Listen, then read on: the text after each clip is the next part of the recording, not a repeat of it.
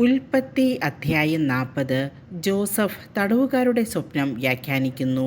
കുറച്ചുനാൾ കഴിഞ്ഞ് ഈജിപ്തിലെ രാജാവിൻ്റെ പാനപാത്രവാഹകനും പാചകനും തങ്ങളുടെ യജമാനനായ രാജാവിനെതിരെ തെറ്റു ചെയ്തു. ഈ രണ്ട് ഉദ്യോഗസ്ഥന്മാർക്കുമെതിരെ ഫറവോ കുപിതനായി. അവൻ അവരെ കാവൽപ്പട നായകൻ്റെ വീട്ടിലുള്ള തടവറയിലടച്ചു. ജോസഫും അവിടെയാണ് കഴിഞ്ഞിരുന്നത്. കാവൽപ്പട നായകൻ അവരെ ജോസഫിന് ഭരമേൽപ്പിച്ചു. അവൻ അവരെ പരിചരിച്ചു. കുറേ കാലം അവർ തടവിൽ കിടന്നു.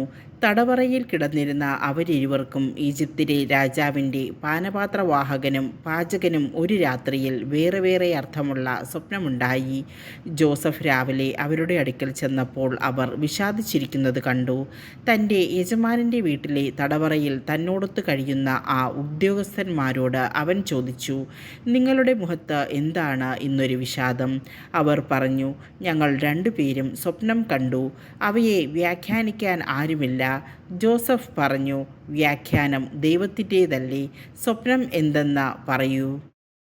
പാനപാത്രവാഹകൻ തൻ്റെ സ്വപ്നം ജോസഫിനോട് പറഞ്ഞു, ഞാനൊരു മുന്തിരിവള്ളി സ്വപ്നം കണ്ടു. അതിൽ 3 ശാഖകളുണ്ടായിരുന്നു.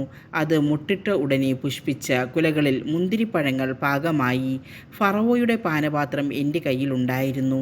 ഞാൻ മുന്തിരിപ്പഴങ്ങൾ എടുത്ത് പിഴിഞ്ഞ് പാനപാത്രത്തിൽ ഒഴിച്ച് അവന് കൊടുത്തു. ജോസഫ് അവനോട് പറഞ്ഞു, അതിൻ്റെ വ്യാഖ്യാനം ഇതാണ്: 3 ശാഖകൾ 3 ദിവസങ്ങളാണ്. 3 ദിവസത്തിനകം ഫറവോ നിന്നെ ഉദ്യോഗത്തിൽ വീണ്ടും നിയമിക്കും. മുൻപെന്ന പോലെ നീ പാനപാത്രം ഫറവോയുടെ കയ്യിൽ വെച്ചു കൊടുക്കും. നല്ല കാലം വരുമ്പോൾ എന്നെയും ഓർക്കണം, എന്നോട് കാരുണ്യം കാണിക്കണം. എൻ്റെ കാര്യം ഫറവോയുടെ മുൻപിൽ ഉണർത്തിച്ച് ഈ തടവറയിൽ നിന്ന് എന്നെ മോചിപ്പിക്കണം. ഹെബ്രായരുടെ നാട്ടിൽ നിന്ന് അവർ എന്നെ മോഷ്ടിച്ചു കൊണ്ടുവന്നതാണ്. ഇവിടെയും അവരെന്നെ ഈ ഇരുട്ടറയിൽ അടയ്ക്കത്തക്കതൊന്നും ഞാൻ ചെയ്തിട്ടില്ല.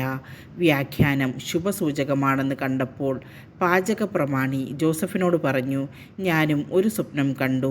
എൻ്റെ തലയിൽ 3 കുട്ട നിറയെ അപ്പമുണ്ടായിരുന്നു. ഏറ്റവും മുകളിലെ കുട്ടയിൽ ഫറവോയ്ക്ക് വേണ്ടി പാകം ചെയ്ത പലതരം അപ്പങ്ങളായിരുന്നു. പക്ഷികൾ വന്ന് എൻ്റെ തലയിലെ കുട്ടയിൽ നിന്ന് അവ കൊത്തി തിന്നുകൊണ്ടിരുന്നു. ജോസഫ് പറഞ്ഞു, അതിൻ്റെ വ്യാഖ്യാനം ഇതാണ്: 3 കുട്ടകൾ 3 ദിവസം തന്നെ.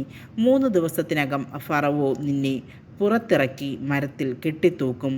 പക്ഷികൾ നിന്റെ മാംസം തിന്നുകയും ചെയ്യും. 3-ാം ദിവസം ഫറവോയുടെ പിറന്നാളായിരുന്നു. തൻ്റെ വേലക്കാർക്ക് അവനൊരു വിരുന്ന് നൽകി. പാനപാത്രവാഹകരെയും പാചക പ്രമാണിയെയും പുറത്തു കൊണ്ടുവന്ന വിധി കൽപ്പിച്ചു.